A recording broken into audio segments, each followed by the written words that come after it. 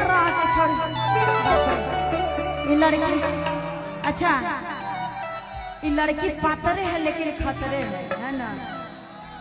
पातर आदमी का बातें अलग है, जैसे मान के चलिए कि ऐसे चपके तो एकदम चपक है, पेट का कोई रोका ही नहीं पड़ा, समझे।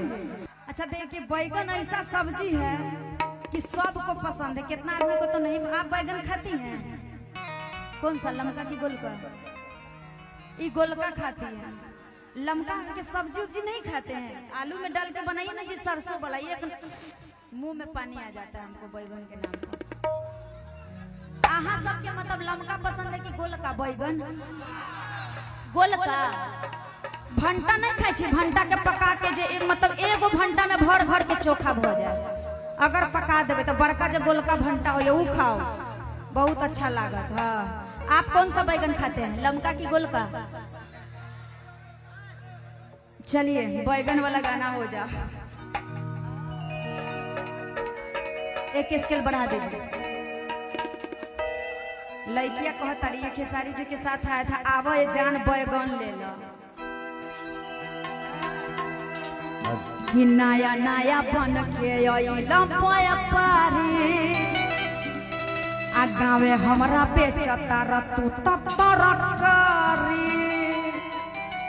कि जवन बाबे पसंद दाना दाना लेला आया बय जान बय बन लेला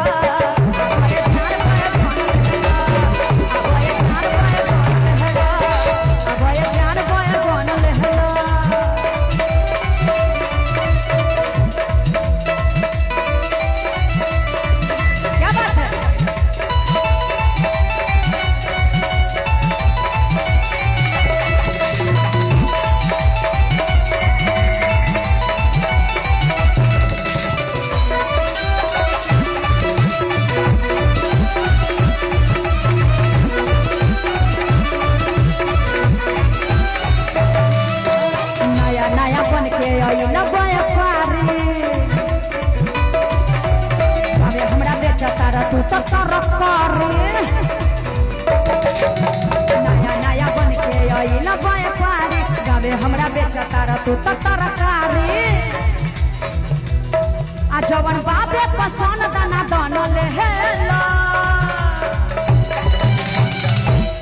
आप लोग बैगन खाते हैं जीजा जी? अरे कि ससुरारी बेचोर लागतानी अब बहिन चोर लागतानी, आई ससुरारी बहिन चोर लागतानी, ए जीजा बड़का केरा छुके गोर लगतानी, ए जीजा राव केरा छुके गोर लगतानी, ए जीजा राव केरा छुके गोर लगतानी। अब ये जान पाए कौन लेहला, ये जान पाए कौन लेहला।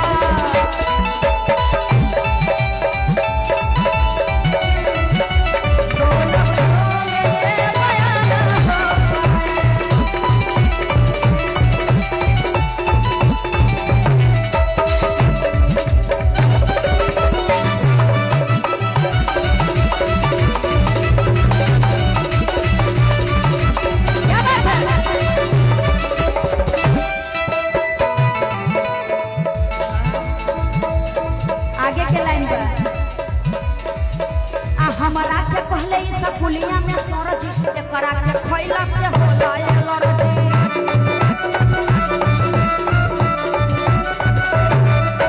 हमरा के पहले ई सकुलिया में सरज के करा के खैला से होला एलर्जी।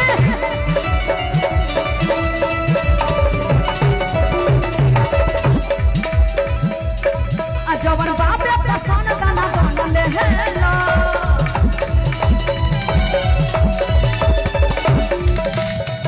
भय जान पाए कौन लेहला, भय जान पाए कौन लेहला जियो, भय जान पाए कौन लेहला।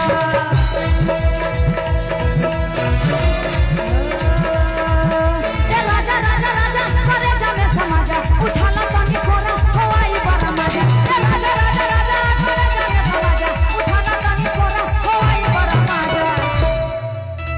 अरे की बहिया में कोसी के राज छोड़ ये लड़की। अच्छा ये लड़की पातरे है लेकिन खतरे है ना।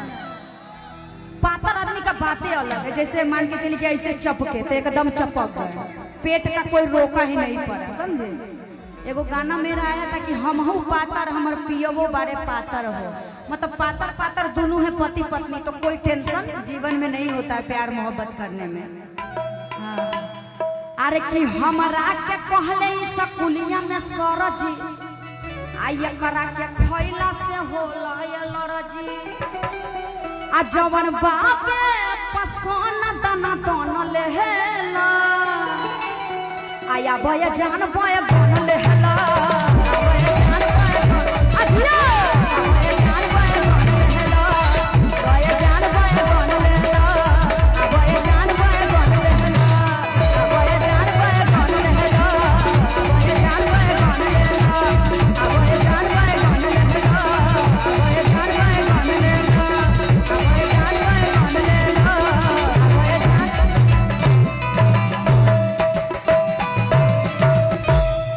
और जो मैडम सब है उनको भी भेज दीजिए, इधर भी दिखाएंगे ना। एक मेरा गाना आया था कि जब बजे खाना